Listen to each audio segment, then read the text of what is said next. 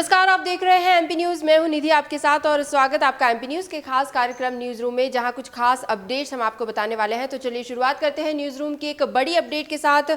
जम्मू कश्मीर में गुरुवार को मुठभेड़ में मारे गए पाकिस्तानी आतंकियों को लेकर एक बड़ा खुलासा हुआ है और इस खुलासे के मुताबिक आतंकी जम्मू कश्मीर में मुंबई जैसे हमले की साजिश को अंजाम देने आए थे। सुरक्षा एजेंसियों को जांच में ये बात पता चली है। इस मामले की जांच अब एनआईए ने शुक्रवार को शुरू कर दी है। प्रधानमंत्री मोदी ने इस एनकाउंटर को लेकर शुक्रवार को शीर्ष सुरक्षा अधिकारियों के साथ समीक्षा बैठक की और इसके बाद सोशल मीडिया पर उन्होंने एक प्रतिक्रिया जाहिर की है। उन्होंने लिखा है कि सीमा पार से आतंकवाद लाने के प्रयासों को एक बार फिर विफल कर दिया गया है। तो ये बड़ी अपडेट कि एक मुंबई जैसा हादसा, एक हमला जम्मू कश्मीर में भी होने वाला था, लेकिन यहां पर इसे विफल कर दिया गया है। बात करेंगे अब मध्य प्रदेश की खबरों की। तो मध्य प्रदेश के 4 आईएएस अफसरों को निजी कंपनी को हवाई पट्टी सौंपना महंगा सौदा पड़ गया है।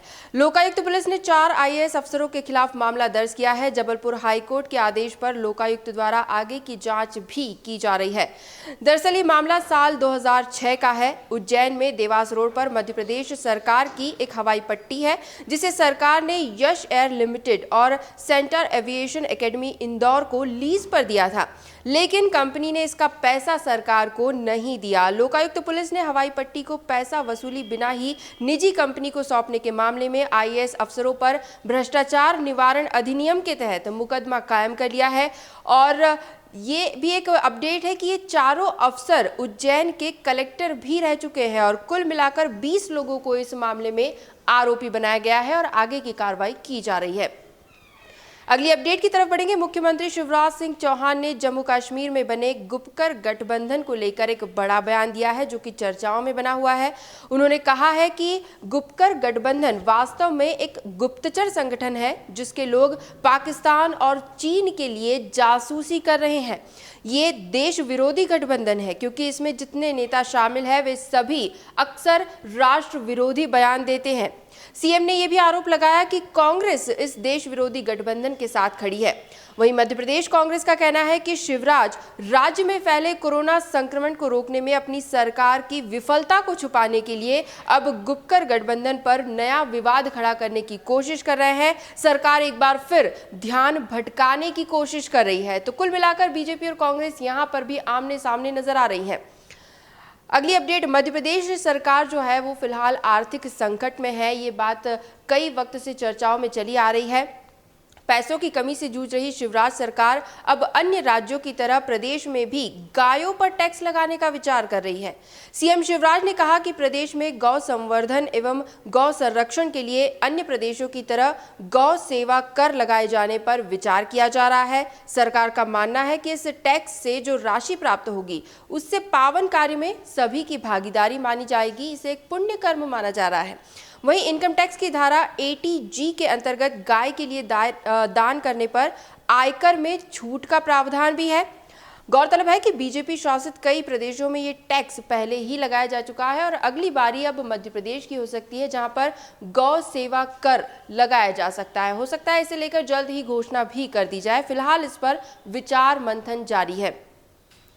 अगली अपडेट भोपाल से एक बैठक की, जिसमें पंचायत एवं ग्रामीण विकास मंत्री महेंद्र सिंह सिसोदिया ने विभागीय समीक्षा में अधिकारियों को स्पष्ट निर्देश दिए कि लंबित निर्माण कार्य गुणवत्ता के साथ पूरे किए जाए। निर्माण कार्य में लापरवाही बर्दाश्त नहीं की जाएगी और जितने भी काम पेंडिंग है उन्हें जल्द से जल्द पूरा करने की कोशिश की जाए। उन्होंने पिछली बैठक में लिए गए निर्णय और विभाग के अन्य विकास एवं हितग्राही योजनाओं की समीक्षा भी की। बैठक में राज्य मंत्री रामखिलावन पटेल भी मौजूद रहे। मंत्री सिसोदिया ने स्पष्ट निर्देश दिए हैं कि शासन की योजनाओं और विकास कार्यों की जानकारी ग्राम सभा में रखी जाए और ग्राम सभा का आयोजन प्रत्येक 2 माह में किया जाए। यहाँ तक कि ग्राम सभा की वीडियोग्राफी के निर्देश भी दिए गए हैं।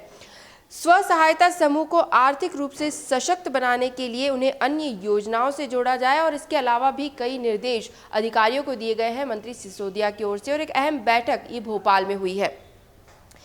अंत में अगर हम बात करें कोरोना संक्रमण को लेकर तो जैसा कि आप पहले से ही अपडेटेड होंगे कि मध्य प्रदेश में एक बार फिर एक नई लहर चल पड़ रही है कोरोना संक्रमण की, जिसे लेकर प्रशासन भी चिंतित है। स्वास्थ्य सेवाओं को भी और बेहतर बनाने की कोशिश की जा रही है।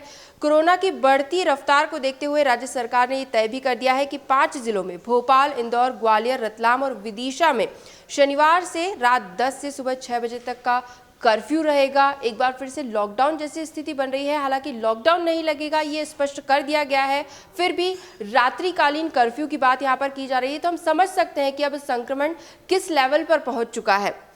भोपाल में मुख्यमंत्री शिवराज सिंह चौहान ने कोरोना की समीक्षा में सभी कलेक्टर्स को निर्देशित कर दिया है और रविवार को प्रदेश स्तर की गाइडलाइन भी जारी कर दी जाएगी। इससे पहले मुख्यमंत्री ने ये जरूर साफ कर दिया है कि प्रदेश में लॉकडाउन नहीं लगेगा, लेकिन गाइडलाइंस का पालन सख्ती से कराया जाएगा और ढिलाई बरतने वालों पर ऑन द स्पॉट फाइन भी लगाया जाएगा।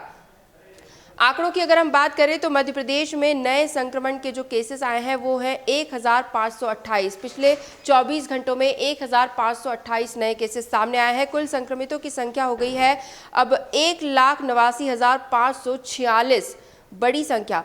पिछले 24 घंटों में 9 मरीजों की मौत हुई है तो वहीं 917 मरीज स्वस्थ भी हुए हैं। कुल मौत का आंकड़ा मध्य प्रदेश का 3,138 तक जा पहुंचा है। हॉटस्पॉट इंदौर में 492 नए संक्रमित पाए गए, कुल 37,115 हो चुके हैं। कल 3 मरीजों की मौत हुई तो 37 मरीज स्वस्थ भी हुए हैं। कुल मौत का आंकड़ा इंदौर शहर का 729 हो चुका है। राजधानी भोपाल 378 नए संक्रमण के मामले सामने आए, कुल 28,738 अब तक हो चुके हैं। कल 1 मरीज की मौत हुई, कुल मौतें अब तक 503 हो चुकी है।